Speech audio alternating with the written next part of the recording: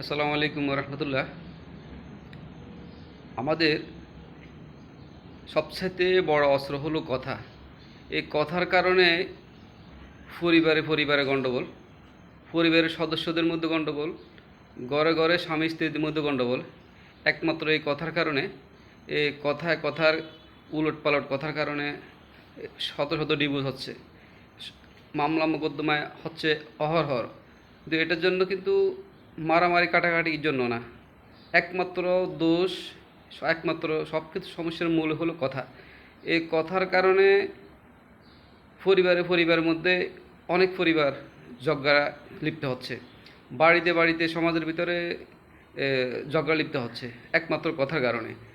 কথা এমন এক জিনিস যেটা আপনার অস্ত্র থেকেও বেশি শক্তিশালী।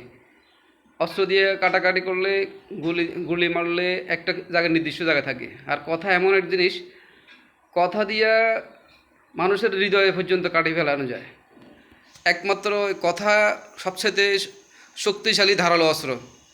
এই কথার কারণে আপনার সমাজে সমাজে গণ্ডগোল, আপনার এই কথার কারণে গ্রামে গ্রামে গণ্ডগোল, এই কথার কারণে শহরে শহরে গণ্ডগোল, এই কথার কারণে দেশে দেশে পর্যন্ত গণ্ডগোল।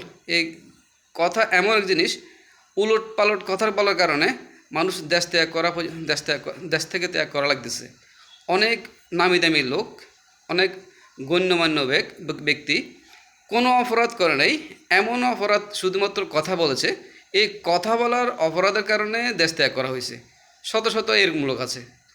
একমাত্র সবচেয়ে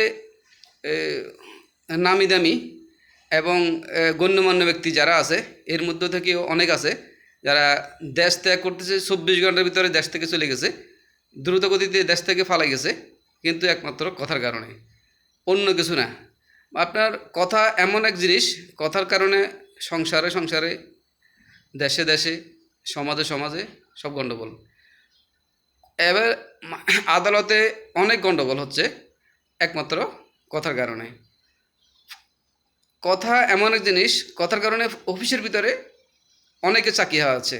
একজন মন্তব্য করলো, যিনি যে কোম্পানির চাকরি করতেছে, কোম্পানির ব্যাপারে উনি একটা মন্তব্য করলো, কথা বলল। এই কথা বলার কারণে উনি এক সম্মানিত ব্যক্তি, অফিসে দীর্ঘদিন চাকরি করতেন। এই যে অন্য কোনো মানে সৎ মানুষ ছিলেন, অপরাধ অন্য কোনো ঝামেলা ছিল না, একমাত্র কথা বলেছে, উলট পালট কথা বলার কারণে চাকরিটা চলে গেছে। যে এই যে কথা, আমাদেরকে কথা যদি ঠিকমতো বলা না হয়, ঠিকঠাক মতো যদি কথা আলোচনা, এইগুলো যদি আলোচনা ঠিকঠাক মতো না হয়, তাহলে পরিস্থিতি এমন দাঁড়ায় যেটা খুব ভয়াবহ অবস্থা। সুতরাং আমরা যারা আছি, পরিবারে হোক কথা ঠিকমতো বলা হোক, সমাজের ভিতরে যারা পরিচালনা করতেছেন তাদের যাদের কথা ঠিকমতো বলা হোক, দেশ পরিচালনা যারা করতেছে তাদের মধ্যেও কথা বলা, সংযত থাকা দরকার। কারণ এই কথার কারণে সবচাইতে ধ্বংস হচ্ছে সব কিছু। কথা উলট পালট কথা বলার কারণে সবচাইতে ক্ষতিগ্রস্ত হচ্ছে সবাই। সুতরাং আসুন আমরা সবাই কথাকে সংযত করি। কথাকে সংযত করার জন্য সবাইকে ধন্যবাদ। আসসালামু আলাইকুম।